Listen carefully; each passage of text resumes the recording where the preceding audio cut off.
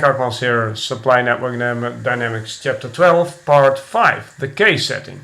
So this case is set again somewhere in 2003 actually for me, but it started in 2001 already.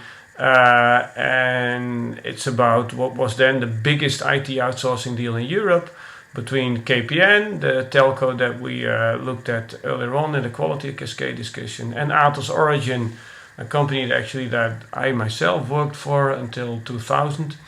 One of the bigger IT services companies in Europe and certainly in Holland at that time.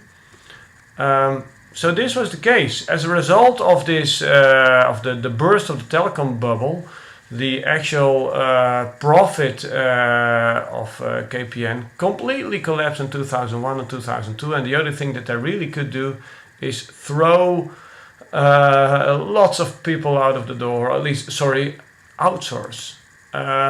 Sorry for some of the quotes in Dutch here. They come from the Dutch industry journal Computable. KPN drops to its lowest stock value ever in 2001. KPN has to fire thousands of people. They make a record loss in the beginning of 2002, and then they start to sell their first data centers to Atos Origin. Wonderful deal.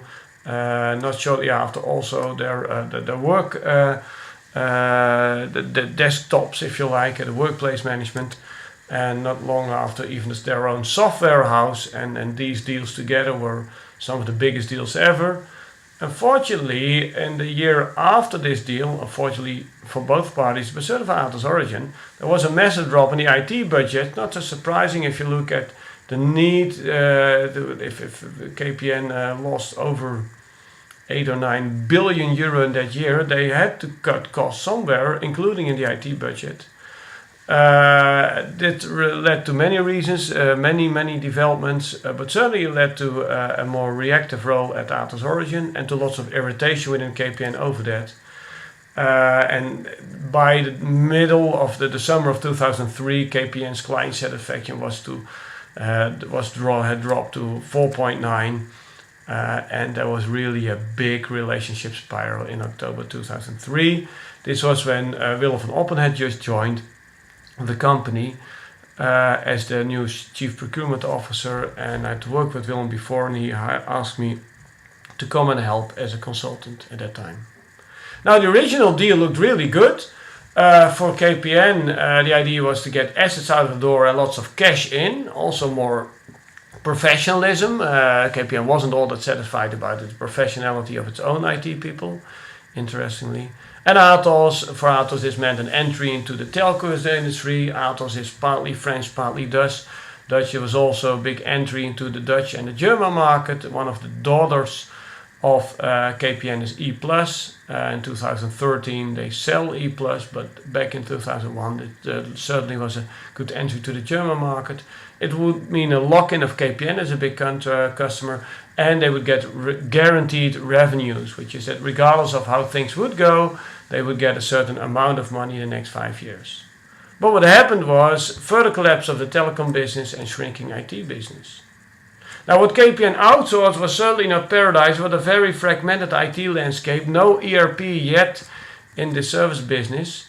And so what went wrong is that KPN had no longer the IT insourcing capabilities. There was no demand organization. They didn't really know what they had sold anymore, because all the people that could tell them what they were getting, they had also outsourced. And Atos was seen as leaning against the fence, such as this horse is doing, which Willem googled somewhere, I don't even want to know. And this leaning against the fence led to some complacency in the eyes, at least of KPN, with Atos Origin. They knew that they would get the revenue, so why bother? At Atos, it was a there was a much more continued asset utilization drive. So they are really they hit the winner's curse, so they paid top dollar for their contract, but actually the contract appeared to be worth a lot less than they thought because of this massive drop in the business. And those were the problems throughout there's much more detail that I could provide you there. But this was really a relationship crisis. People on both sides were really very mad at each other. Just some numbers: internal customer satisfaction here at 3.9, customer complaints level at 15%. So the customers of KPN, in some of the simplest of cases, also the process that they looked in, out of 100 new installations or people who moved house, 15 of these people actually filed a complaint, which means that probably a lot more were not satisfied. And we talk about the process here that's been done in plain old telephony for 80 years or so.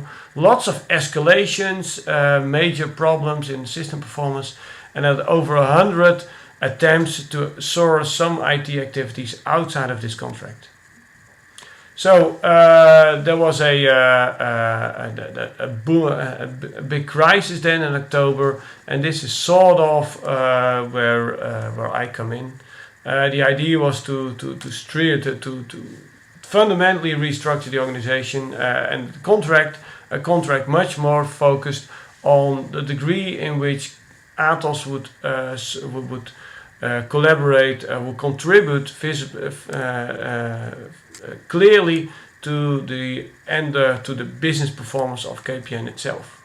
That would give KPN the advantage of better services, a more incentive, so an output-based contract was really what was suggested, to move from a behavior-based to an output-based contract. Atos could keep KPN as a customer. There were some pretty sincere threats that actually KPN might want to leave. It was also a new business model for them, and if they would perform well, then they would not only retain the customer, but they could also get some substantial bonuses paid out to them as well. So, what happened?